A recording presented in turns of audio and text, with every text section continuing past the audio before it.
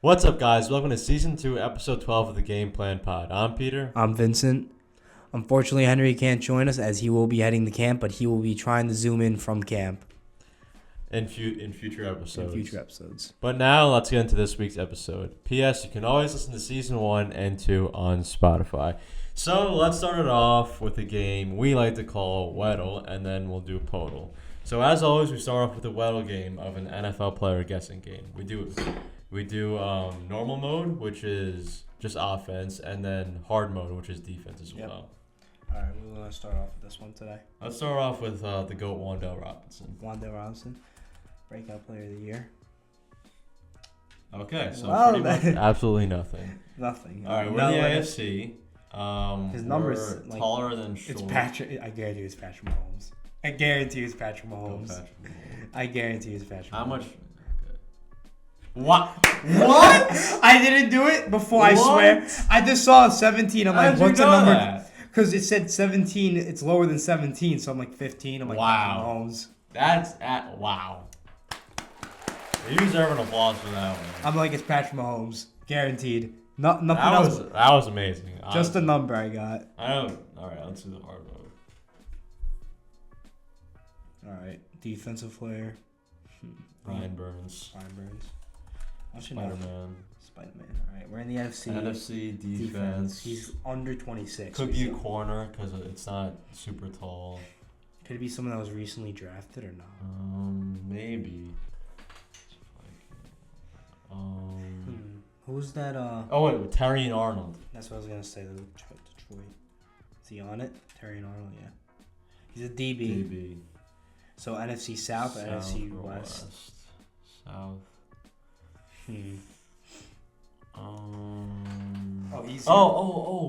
Seattle. Oh, Tariq Woolen, maybe? Tariq Woolen. Go Tariq. It's probably not because of the age, but might as well. Just look up Woolen.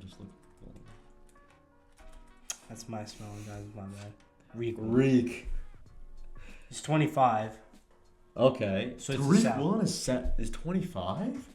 He's going to his third year. Huh. So he's in the South. You got the Saints? Probably not. Falcons. Oh. The Falcons are young. No, well, that one guy. Bro.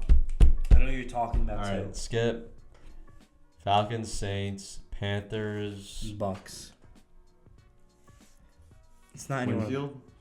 Maybe it might be Winfield. I'm telling you, it's probably the guy in the Falcons, but Winfield. Oh, it's Winfield. Wow. All right. That was a quick Weddle, not going to lie. Those good guesses today. Let's go on to Podle. All right. I won't mess it up this time. Click it. If you ever watched the first ever one, I clicked like 5 different names. And obviously you can show the silhouette over here. Let's not do it yet, though. Yeah. Only if we're in need of help. All right. Yeah. Why don't you start us off? All right. I'm going to do the player I now hate. Am I spelling his name wrong? Tyrese. Well, wow. Absolutely nothing. So we're in the West. We're probably a center. We're older than 24. Let's go. Jokic. Jokic doesn't hurt. In the West, he's under 6'11", so like 6'10". He's a forward. He's like 6'10", probably 6'10", 6'9". LeBron. Could be because his age is not close. Forward. He's played on the 6'9". Lakers. He's played on the Lakers. Oh. And he's kind of old, and he's played in the Lakers. He's in his mid 30s, so like 30. He could be like around like 33, maybe. Could be around that. Could be, yeah. I kind of want to show the silhouette. I think we should show the silhouette. Oh, I can't tell. Oh man, who is that? Who is that? You can tell me he has kind of a beard right here. God. It looks like he's kind of bald, but could just have short hair. I think he has short hair, very short hair. He's got a beard. What?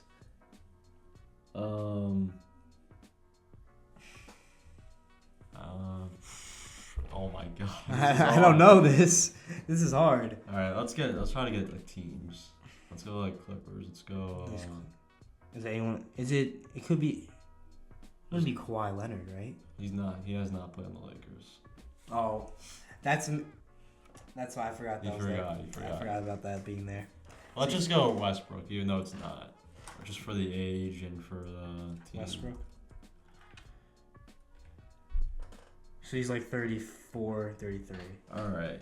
So we know he's a forward, 6'9". He's in the West, obviously, and he's like 34 or 30, 34 or 33 around that age. Westbrook's 35. Wow. Is that a high number, kind of?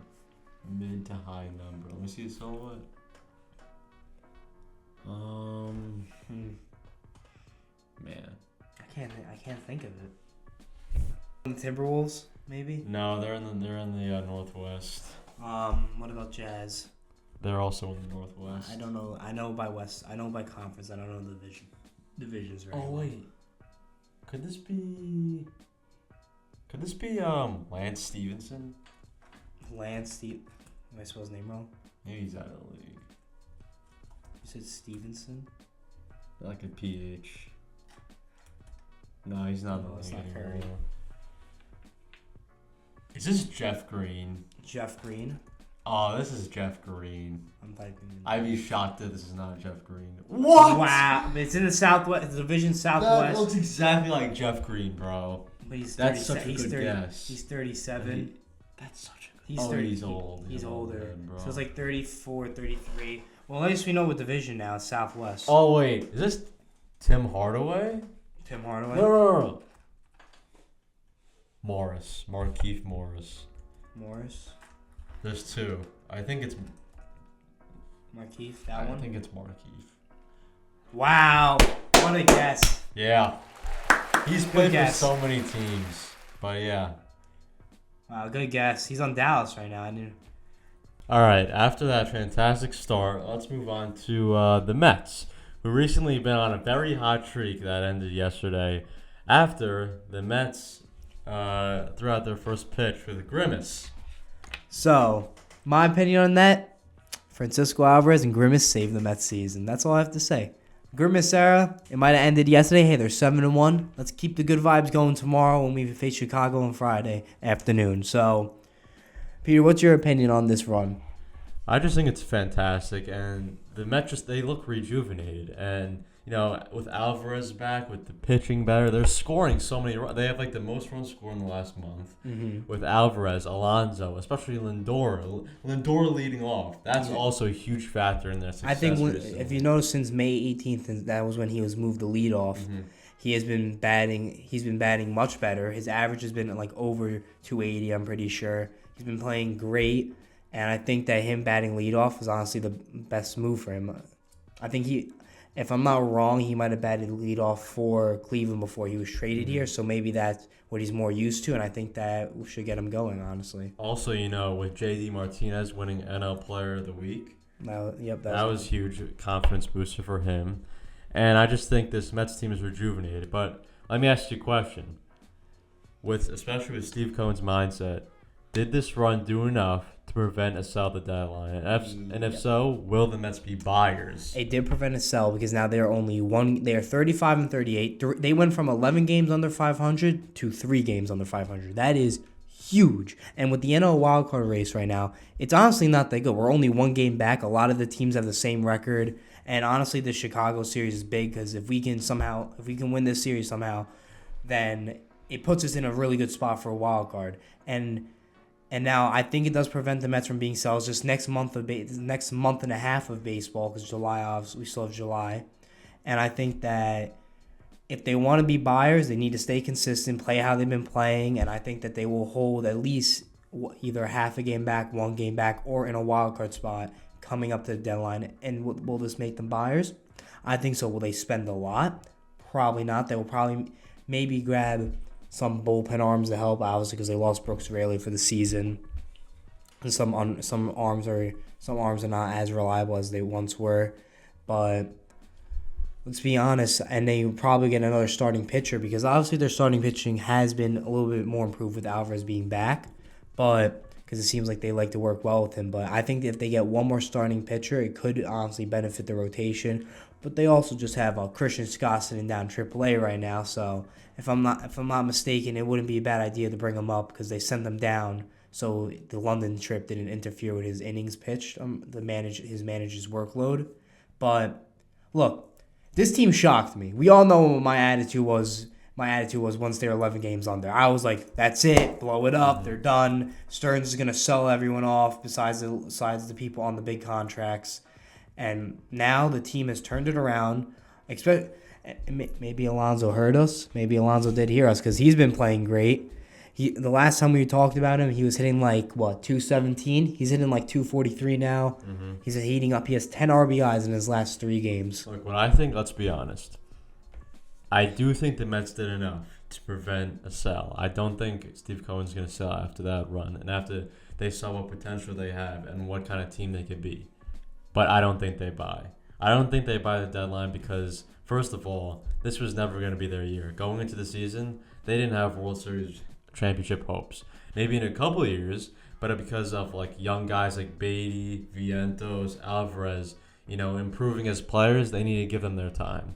Yeah. But the one thing they do need is Senga to come back. They need their starting pitcher to come back and they need their ace. Implement a role of security when Senga's pitching, we don't have to be too worried for that game. But when that you don't have too much pitching depth right now, especially you only have Sevy, Quintana, and they should probably bring up Christian Scott for the time being until Senga comes back. Look, if I'm being completely honest, I'm Minaya has been solid for us, but I'm tired of seeing him. He can't people are gonna look. He's pitched what his max has been 6 innings. He can't pitch, but most of his outings he's gone 5 innings only. I can't keep watching a starting pitcher go 5 innings. And look, I like Tyler Miguel. He had that 7 innings, 9 strikeouts against the Dodgers.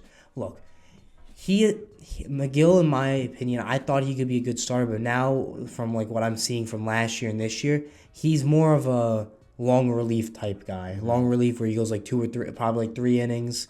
Kind of like how they move Hauser to do Hauser in the bullpen now. He's kind of like a bullpen guy too. And I think that Scott should take his. I think Scott should come up, either run a 6-man rotation or have Scott take one of the spots because I think Scott deserves it. And I understand it's managing his workload, but I think he does definitely deserve it. And I think when saying it does come back, him and Scott could be a really good duo right there because Scott seems like the real deal. I think the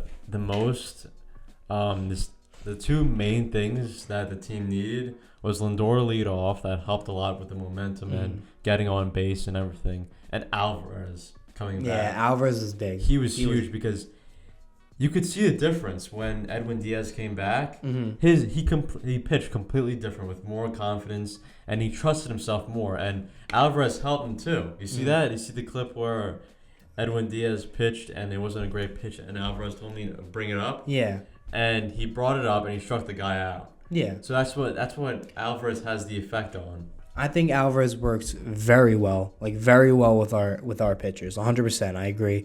I think getting Alvarez back was huge for this team. And we said it before a bunch of times. You said it a lot. Alvarez is the heart of this team. Do you believe that or no? I think that he provides what those pitchers need, and I think that in the future he's I know this is going to be a top 10, top 15 player in baseball. Could you believe it or no?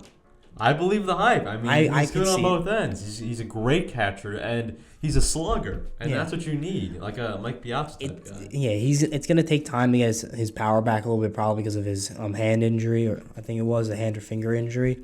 But I think he will be okay. He came up big in Game 2 against Texas. Obviously, the game-tying RBI double.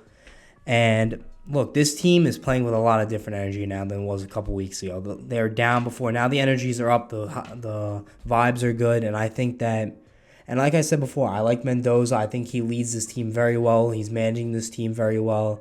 And I believe in this team. I think they can possibly make it. Now, with this current run, I think that if I look at the wild card, I think they can contend with all these teams. Oh, yeah. They can contend out of all the wild card teams in the hunt right now that are out of it, I think they're the best out of all of them. I can agree with that. I can agree. Looking at the past and the future, The Mets know, like, this season is full of ups and downs. Mm-hmm. Full of it. It's baseball. That's how it is. Full of ups and downs. Low lows and high highs. And the Mets know they just need to contain and be consistent. The Mets need to be consistent. They can't go on these long droughts without winning. Exactly. They need to be consistent. For sure, you got to have a loss here and there, but you need to be consistent if you want to be a playoff team. Yeah, exactly. You can't. They can't get into a slump where they lose like 5 games in a row. That just sets them back even for. If they go, all right, they have a 3-game series. They win 2 out of the 3. I'm taking that any day. I'm taking that any week. Yes, easily. 2 out of 3 for the series coming up. Those are huge. Because getting swept or losing and only winning 1 isn't really going to do anything. Because losing 2 out of 3 really does hurt you a lot. And I think that this team, like I've said before, he said just now, consistency is key. The consistency is what is key for this team, 100%. And it's just a matter of how the team plays, and it looks like the team's energy is just it looks very good right now. Yeah, I mean, I'm looking at the wild card. I think the Mets are better than the Giants. They're better than the Cubs. I think the Mets are better than the Pirates. I can agree with that. The Pirates might have better pitching, honestly. Yeah, Diamondbacks, Padres, and Nationals. They just swept the Padres, so it could be. And the Nationals, I think we're better than the Nationals. I just think the Nationals have been the same thing with the Nationals. They've just been playing good baseball over the last couple weeks, and they're only 1 game under 500. Same with the Cardinals. They've been playing good baseball. But I think that all these teams are neck and neck, and I think that the Mets are better than a lot of the majority of these teams. Yeah, look, I don't want to have recency bias, but this team has been the best team in baseball the last 20-something days. It has. And it's not even a conversation. Most runs, one of the best records, one of the best pitching. Mm-hmm. They've been on fire. And I don't know what started. I don't know who talked them out of their slump that they're having, but I'm in for it. You know when it happened? Right after that player meeting, Lindor called with everyone after Jorge Lopez got he's the captain and he's the leader. He's the leader. And like I brought That's up why he should lead off. That exactly. That's what I brought. Remember, I brought that up last episode.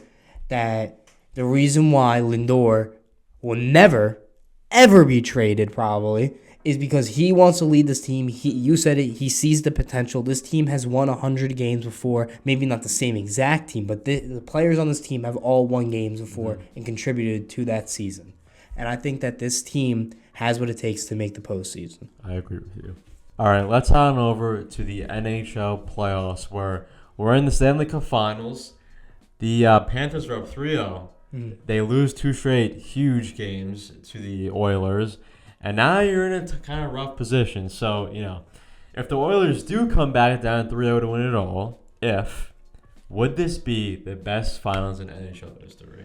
I don't know about the best, but it could be go down as one of the best comebacks, obviously, in NHL history. And look, I'm all for it. You know why. I'm all for it. Because look, all I'm going to say is, the Rangers never blew a 3-0 lead. They may have lost 2 straight to Carolina in the Eastern Conference semifinals, but did they lose the series? No, they won in Game 6. But if Florida blows it, different story. That's a different story. But Florida is still a very, very good team, and I think that if the Oilers do have home ice in Game 6, and I think if the Oilers force Game 7. I'm all for Game 7. I'm all for watching Game 7 100%. I've been keeping track here and there. But if the Oilers do win Game 6, Game 7 will have a lot of energy, and I think it will be very physical.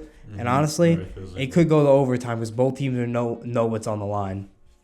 And they definitely do know what's on the line. So as a Rangers fan, I have to ask you this question.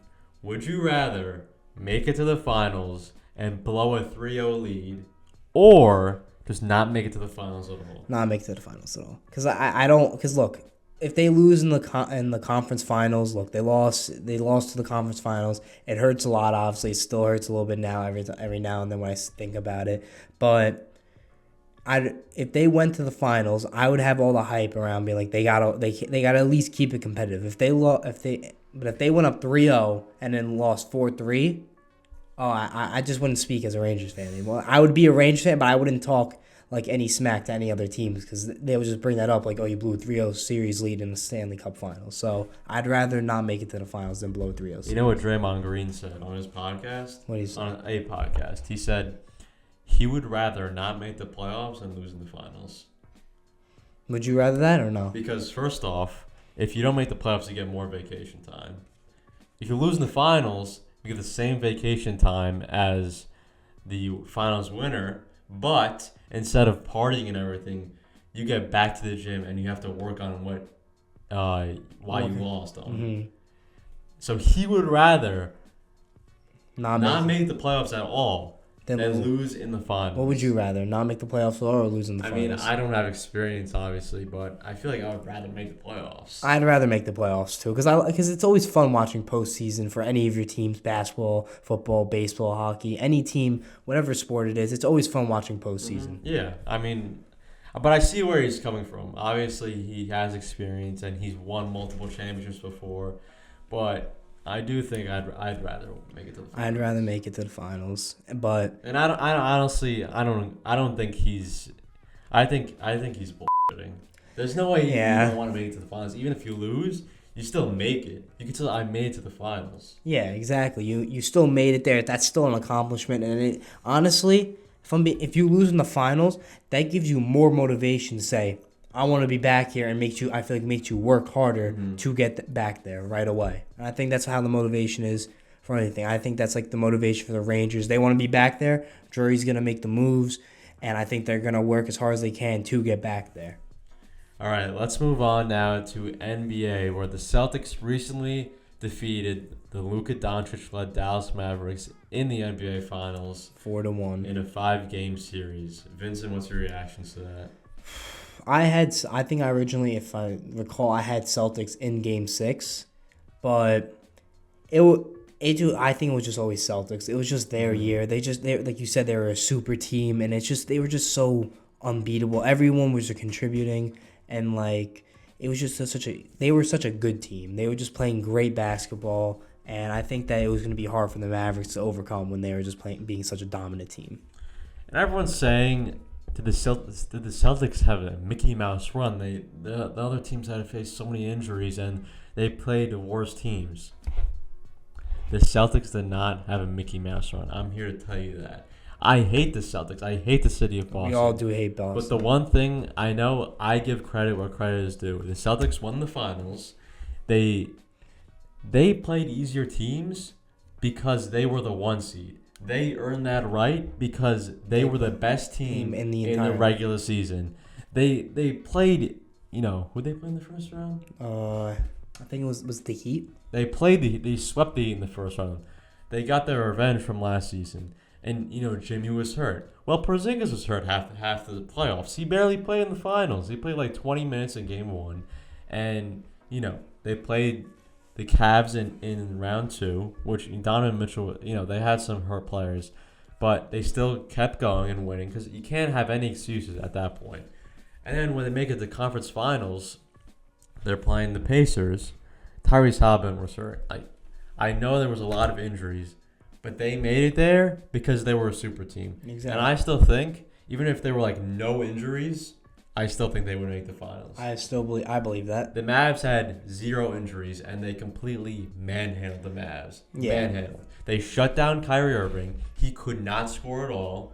Luka was by himself, and the rest of the team was non-existent. I mean, when you have their role players doing absolutely nothing. PJ Washington not doing as well. Daniel Gafford not doing as well. Completely shut down by the Celtics. And I just have to give credit where credit is due. And yeah, you got to give them credit. They played a great postseason, great regular season, and they were just the best team overall the whole season. But a lot of people have been saying this a lot. Do you think a fully healthy Knicks team beats them? That's a tough question because... Or at least brings it to Game 7 of a conference finals. I do think it's a close series because we haven't. They almost made it to the conference finals, and we haven't even seen a playoffs where Randall, Brunson, and OG all 3 played together. Mm-hmm. If we that's because Randall's an All NBA player, Brunson's an All NBA player, and OG is an All Defensive player. When you have all those 3 people playing, along with DiVincenzo, Josh Hart, Miles McBride, I think they will be able to compete with that. And, some people may say otherwise, but I know the Celtics are a super team. I know they're when you have two people competing for a Finals MVP on one team, that just tells you a lot. Yep, I completely agree with that.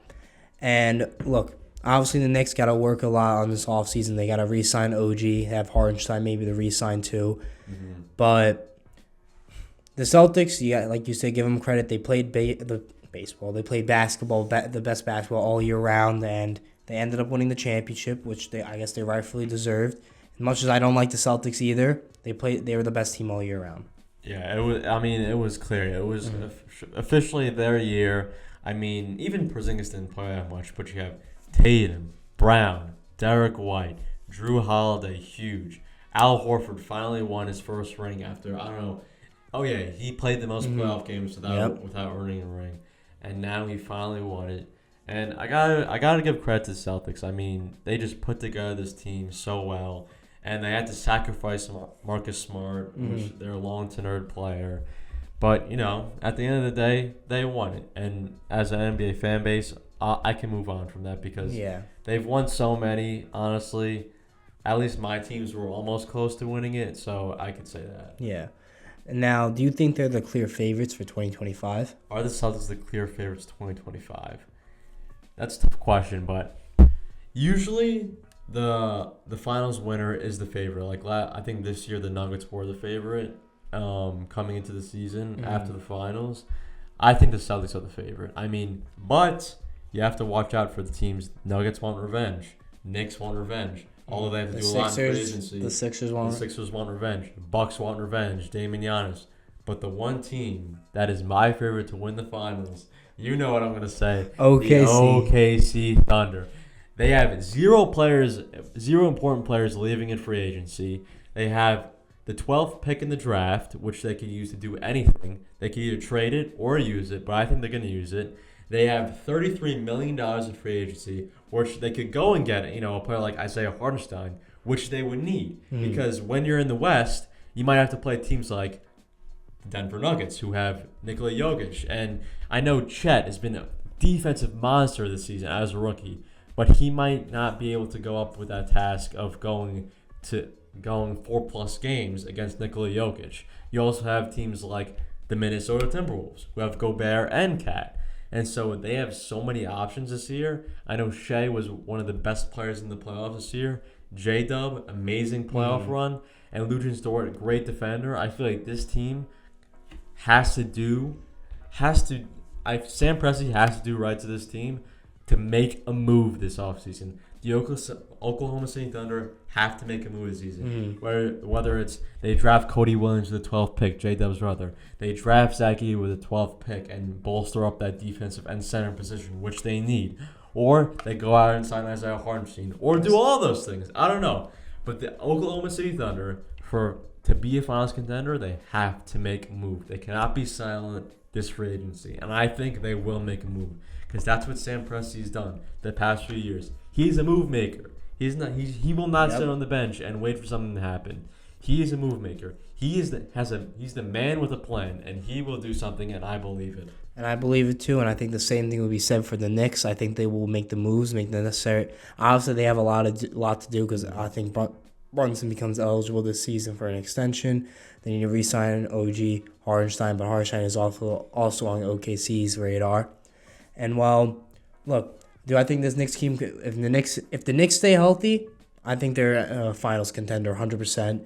And I think it's going to be a very, very interesting offseason for all teams, see what every team does. Because a lot of teams are at the brink where they're going to make it and they want to get to that. They want to get over that hump to make it to the finals and win it. For the Knicks, they have to build around Brunson. Yep. They have to get OG Anunoby back. You gave up RJ. You gave up Emmanuel quickly. You have to sign OG back. You need to get him back. You traded midseason because you had the anticipation that he's going to play more than 1 year for you. He's going to do more than RJ and quickly for you. And if he's that important, you have to get him back. Yep. He just entered free agency. You need to get him back, Knicks. You need to, because you have to build around Brunson. Brunson can taste the finals. You can tell he can taste it.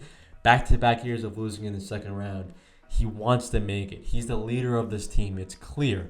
after that end of the regular season run he had and the playoff run he had, incredible. I mean, incredible. I've never seen such a player, put up those stat numbers after not even being an All-NBA first team. I mean, it just goes to show how Brunson can be a 1A player. And many people didn't think that when he got signed because he's never been a 1A player. He was behind Luka during the Mavs, but he is the man. That's all I gotta say. I believe it. I believe these teams will make moves. It's going to be a very interesting offseason for both the NBA and the NHL, especially with me looking very close on what the Rangers will do and what the Knicks will do and what OKC will do, because those are our teams, obviously, so we're going to be looking real close. We'll try and keep everyone updated, but I'm interested for both off seasons. Thanks for watching episode 12. See you in episode 13.